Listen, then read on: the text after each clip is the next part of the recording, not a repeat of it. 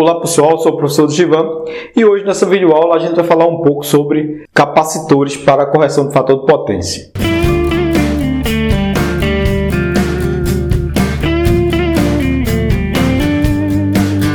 Quando a gente fala de controle de capacitores, onde é que o comando elétrico entra, em que situação é necessário utilizar um controle, um comando elétrico para a correção do fator de potência, se geralmente é necessário, e qual o nível de controle e automação em relação a fator de potência e com o comando, e até que nível se precisa utilizar o comando elétrico para o controle dos bancos de capacitores em um sistema de correção de fator de potência. Bem, antes da gente falar da questão do comando em relação a banco de capacitores, vamos entender um pouco do que se trata correção de fator de potência utilizando os bancos capacitores. Bem, nós sabemos que numa rede elétrica, no sistema elétrico, existe alguns tipos de energia elétrica. Existe a energia reativa e a energia ativa. A energia reativa ela é gerada por campos eletromagnéticos excessivos, ou seja, onde existe a geração de campo eletromagnético por bobina, transformadores, motores e tudo que tem a influência muito grande de eletromagnetismo, então se gera energia reativa em potencial elevado. A energia reativa ela faz com que a corrente elétrica ela fique atrasada em relação à tensão. Já os capacitores eles têm a propriedade de adiantar a corrente em relação à tensão. A energia reativa ela é necessária. É preciso existir a energia reativa, inevitavelmente no circuito elétrico vai ter energia reativa, mesmo que não tenha circuitos indutores ou circuito não tenha bobinas, mas a energia reativa ela sempre vai existir. Mas em pequenas parcelas, quando a energia reativa aparece em pequenas parcelas, então ela não é tão significativa no circuito elétrico para influenciar negativamente. Já quando a gente fala de energia reativa em excesso, onde tem indutores, motores, transformadores, então você vai ter uma energia reativa excessivamente alta. Essa energia reativa ela gera uma série de problemas no sistema elétrico, como queda de tensão, perca de potência e outras questões, harmônico. Mas o mais impactante e que se fala mais é em relação à perda em relação ao fator de potência. Por isso, quando a gente fala de capacitor, a gente fala de capacitor, correção do fator de potência, a gente associa logo. Justamente, se a gente consegue deixar menos essa energia reativa menos significativa, fazendo uma compensação com o banco de capacitor, então é possível reduzir essa soma vetorial da energia reativa.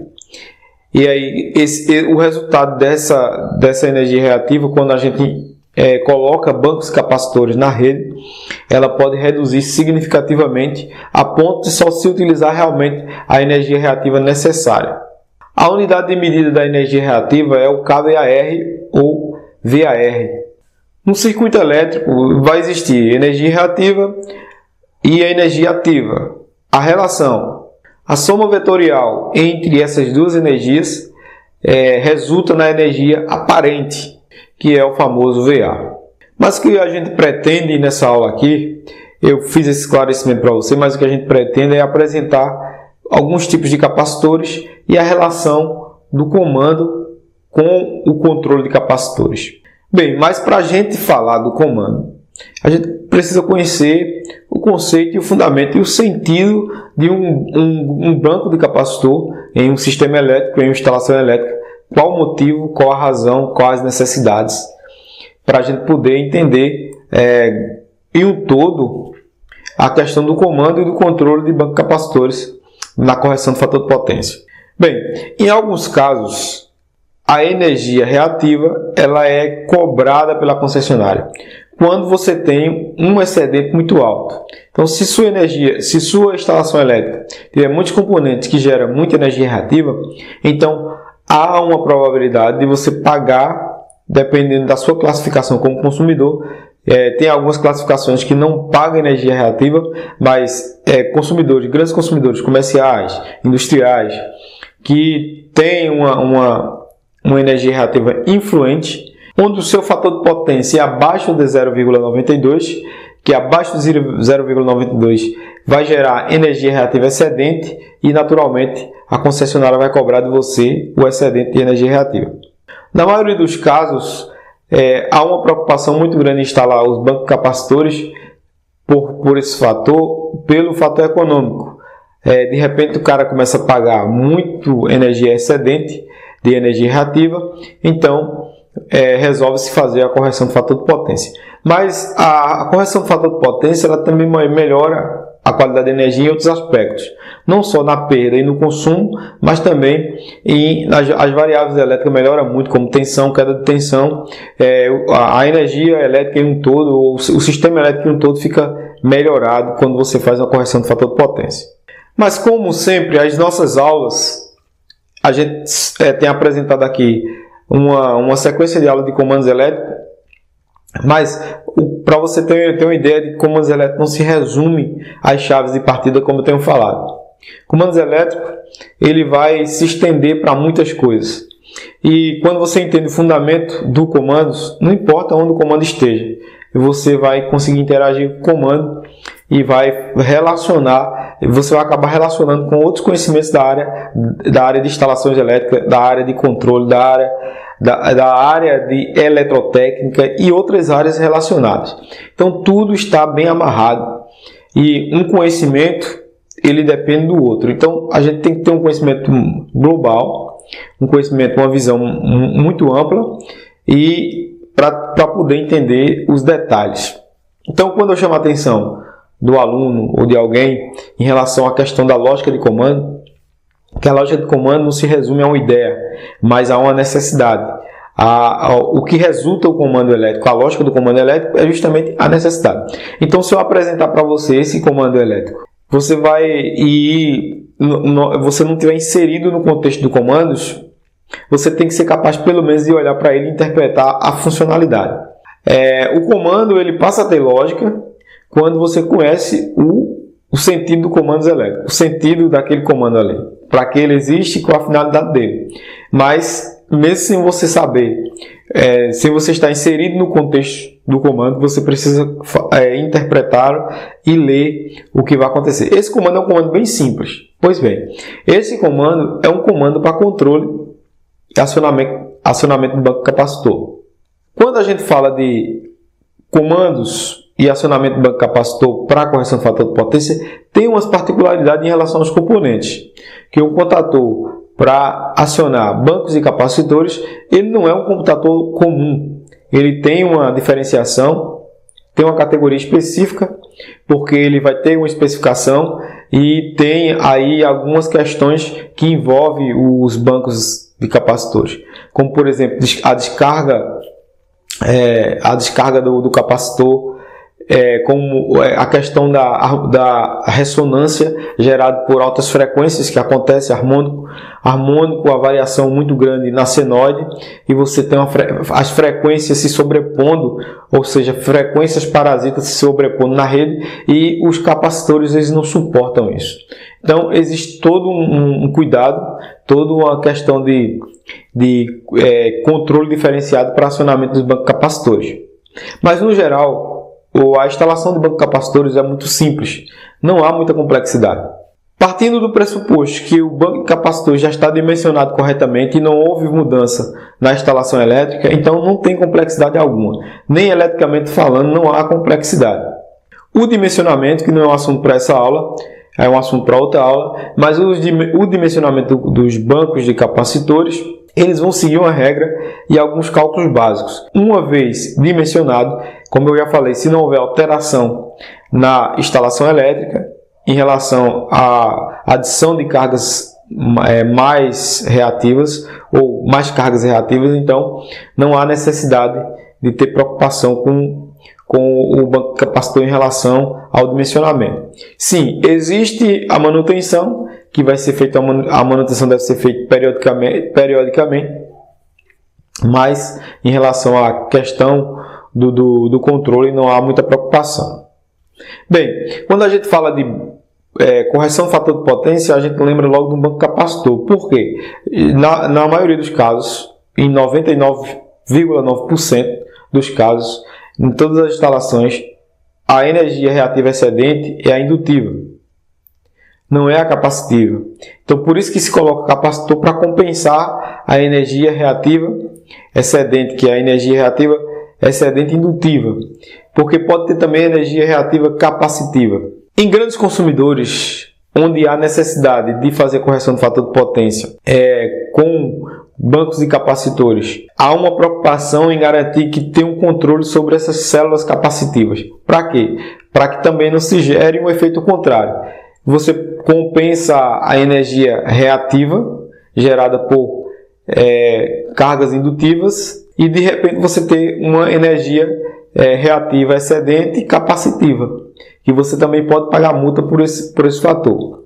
As concessionárias elas são mais maleáveis em relação à energia reativa capacitiva excedente, pelo fato do sistema elétrico em si ele ser mais influenciado pela energia reativa indutiva, por ter sempre mais cargas indutivas. Então, dificilmente vai ter uma preocupação em ter o controle para não exceder o capacitivo. Mas, em grandes consumidores, se utiliza também controles para que não aconteça de você ter um excesso de energia reativa capacitiva, que pode acontecer em determinado momento, você ter uma redução drástica das cargas indutivas e de repente você está com todo aquele banco de capacitor que foi dimensionado para aquela determinada quantidade de energia reativa indutiva e você está ali com aquele banco capacitor e ele gerar um efeito contrário.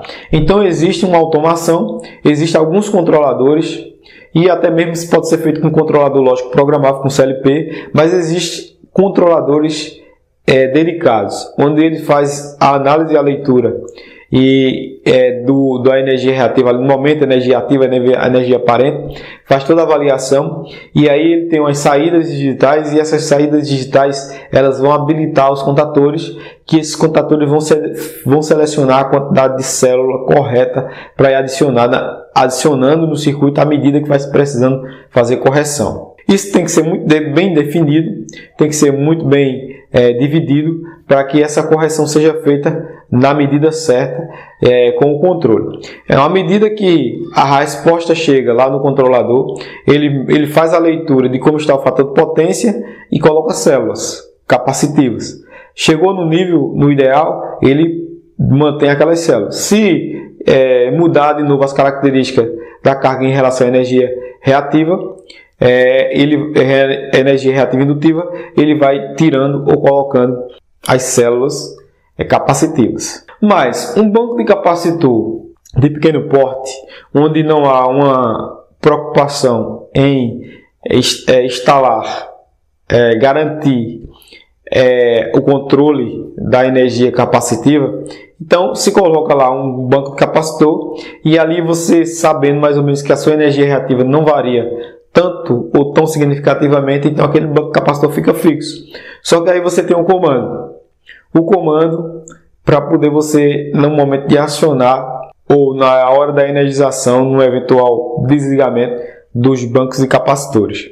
Os capacitores precisam de contadores específicos para o controle. Então, aqui no nosso canal tem uma aula falando desses contadores, você pode procurar. Então, geralmente é o seguinte, você tem os capacitores mono e você tem os capacitores trifásicos. A compra e a seleção dos capacitores, a potência dos capacitores em kVAR vai ser dado pelo cálculo. Esse cálculo você vai definir em função da carga, das características da carga. Tem fórmulas para a gente calcular isso. Não é o assunto dessa aula. Posteriormente estarei publicando uma aula sobre esse assunto. Mas essa aula é só uma prévia dessas posteriores aulas que eu estarei publicando. Então, como eu havia falado, existem as células capacitivas, que são capacitivas individuais, que são monofásicas, e tem as células capacitivas trifásicas. Essa célula capacitiva você pode comprar em função do kVAR necessário para a correção de acordo com a sua necessidade. Porém, você tem os bancos de capacitores. Esses bancos de capacitores que eles são controlados e são acionados com os contadores e já vem já é uma coisa já pré-definida, e já vem com as células interligadas, já com o comando praticamente pronto. Você só vai fazer a energização, que é exatamente esse esquema de comando que nós estamos vendo aqui.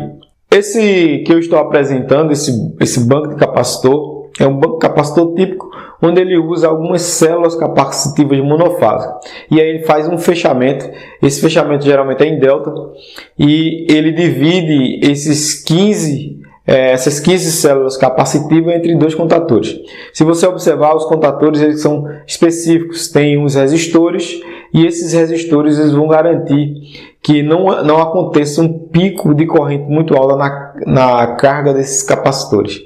Que é tipo de capacitor, na hora da energização você tem um fluxo de corrente elevadíssimo. Então, essas resistências que ela adianta um pouco, ela paralela essa corrente, esse fluxo de corrente, para que não venha danificar os contatores na hora da abertura ou do fechamento, que você sabe que na hora do fechamento e abertura com carga, você tem super centelhamento. Então, os resistores eles estão aí para fazer isso. Aqui tem uma aula que fala sobre esse assunto, eu não vou me estender muito sobre o contator. E nesse diagrama elétrico, nós temos também um temporizador. Para que serve o temporizador nesse banco de capacitor? Qual o intuito desse temporizador? O intuito desse temporizador, se você avaliou a lógica, você viu como é que funciona. Ao acionar, ao energizar, a linha ser energizada, você vê que não tem nenhum controle, nenhum botão, só tem um disjuntor, o disjuntor de proteção na parte de força. E aí você, ao energizar o sistema, a instalação elétrica, você primeiro energiza o temporizador. Em seguida, o temporizador ele vai colocar os contatores, que é justamente onde os capacitores entram para garantir que a correção passe a acontecer, a correção do fator de potência passe a acontecer. Então, a finalidade do temporizador é isso aí. Você vê que ao acionar, ao energizar os contatores K1 e K2, antes de energizar os contatores K1 e K2, primeiro o temporizador entra em ação, só depois é que o temporizador ele permite a energização da bobina do contator. Outro fator há uma energização inicial de um banco, depois que o temporizador concluir a contagem, você tem um contator K1 colocando o contator K2. Esse retardo é justamente estratégico para garantir que não aconteça um pico elevadíssimo de corrente elétrica na hora do fechamento.